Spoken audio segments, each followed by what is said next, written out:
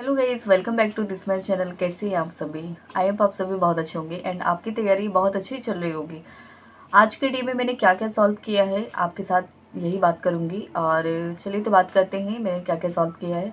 आपकी तैयारी कैसी चल रही है प्लीज़ कमेंट सेक्शन में ज़रूर बता देना।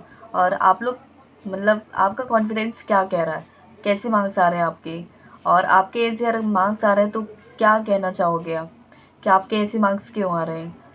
मेरे मार्क्स मैंने आपको बताया था कि 50 से 55 के बीच में ही मार्क्स आ रहे हैं, अभी वैसे ज़्यादा आ नहीं रहे। देखो क्या होता है, फिर भी अपना पूरा एफर्ट तो देना ही देना है, कोशिश करते रहना है, मेरा ये मतलब है।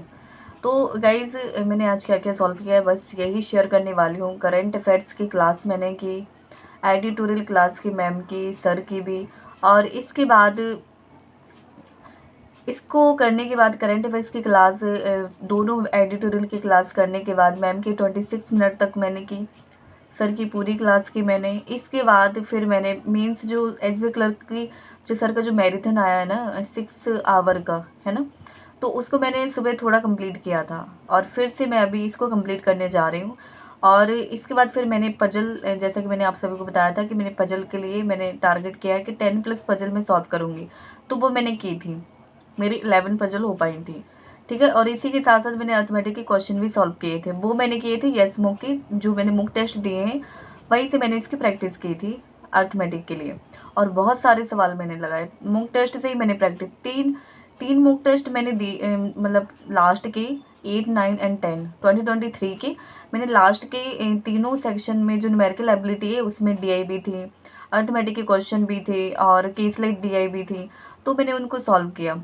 केसलेट डीआई नहीं थी, ठीक है, तो उसमें डीआई के क्वेश्चन थे, अर्थमेटिक से रिलेटेड क्वेश्चन थे, सिंप्लीफिकेशन मैंने सॉल्व नहीं की थी उसमें से।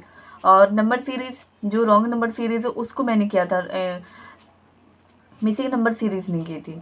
ठीक है, तो ऐसे मैंने बहुत सारे क्वेश्चन अर्थमेटिक की सॉल्व की और कुछ डीआई भी मैंने सॉल्व की, और पजल के लिए मैंने पीडीएफ से ही सॉल्व की थी। ठीक है, जो आज मैंने की थी पारुल मैम, जो पारुल वगैरह मैम है उनकी जो पीडीएफ आती है उससे मैंने आज सॉल्व किया था।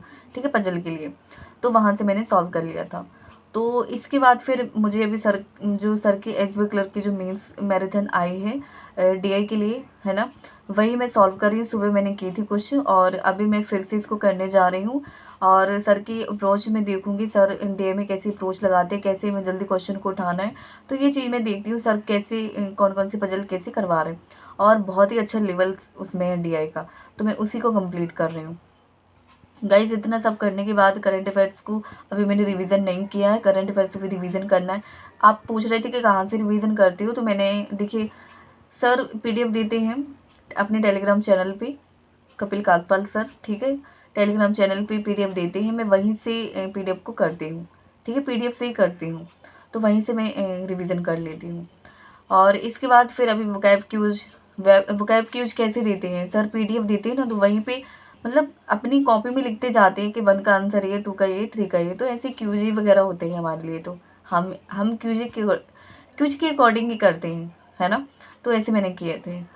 तो ऐसे मैंने अपना डे आज गया है और ऐसे मैंने किया है, ऐसे दिन निकल जाता है गाइस। दो दो कोचिंग में मैं पढ़ाती हूँ, तो ऐसे टाइम निकल जाता है। तो गाइस आप लोग कैसे कर रहे हो? अभी शाम का टाइम होता है, शाम में मैं बहुत अच्छे से कंसिस्टेंसी से पढ़ पाती हूँ, दोपहर में भी पढ़ पाती हूँ, बट सुबह कोचिंग होती है, फिर इसके बाद खाना, फिर इसके बाद और दोपहर का टाइम, फिर इसके बाद फिर कोचिंग के बाद फिर इस टाइम और अच्छा लगता है, शाम को और अच्छा लगता है पढ़ना।